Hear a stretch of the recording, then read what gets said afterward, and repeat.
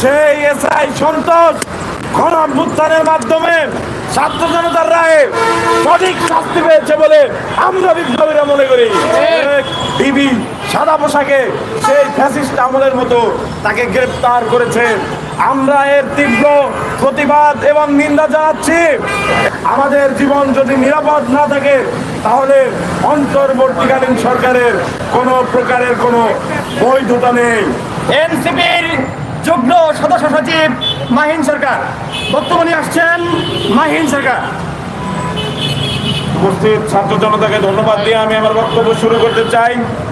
আজকে আপনারা জানেন আমাদের হবিগঞ্জের যে সহযোদ্ধা তাকে যে আজকে গ্রেপ্তার করা হয়েছে মেহেদী হাসান,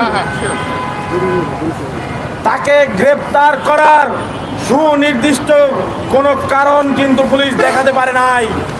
তার বিরুদ্ধে ফৌজদারি কোনো মামলা বা অপরাধ কোনো কিছুর প্রমাণ নাই, কিন্তু তাকে এবং কঠোর ভাষায় হুঁশিয়ার করে দিচ্ছি এই ইন্টারিমকে যারা গঠিত হয়েছে ছাত্র জনতার গণ অভ্যুত্থানের মাধ্যমে,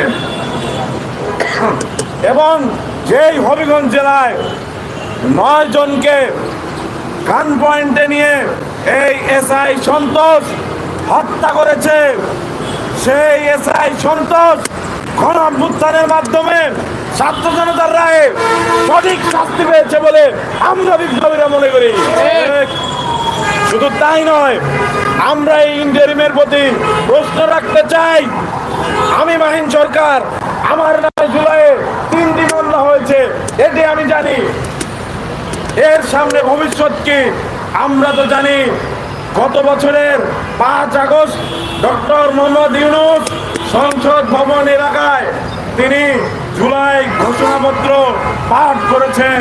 সেখানে আমাদের দায় মুক্তির কথা আছে, আমাদের দায় মুক্তির কথা আছে।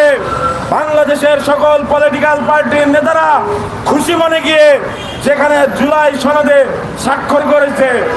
আমাদের যদি দায় মুক্তির কথা থেকে থাকে তাহলে আমাদের মেহেদী হাসান কি দোষ করেছে, কোন অপরাধে তাকে গ্রেপ্তার করা হয়েছে, দ্রুততম সময়ের মধ্যে তাকে মুক্তি দিতে হবে যদি তার কোনো অপরাধ না থাকে। আমরা জানি বৈষম্য বিরোধী ছাত্র আন্দোলনের এই নেতা কোনো ফৌজদারি অপরাধের সাথে যুক্ত নয়। যদি আজকে মেহেদী এই পরিণতি বরণ করে, কালকে আমি, কালকে আপনারা, তাই ইন্টারিমকে আরো একবার হুঁশিয়ার করে দিতে চাই।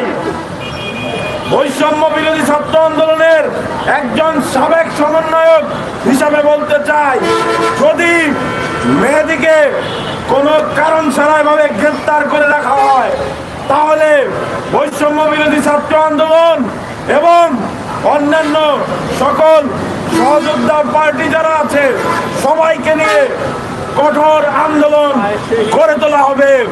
আমরা চাই অন্তর্বর্তীকালীন সরকার তার দায়িত্ব যথাযথভাবে পালন করুক।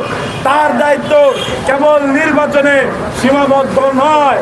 আমাদের জীবন যদি নিরাপদ না থাকে তাহলে অন্তর্বর্তীকালীন সরকারের কোনো প্রকারের কোনো বৈধতা নেই। ধন্যবাদ সকলকে।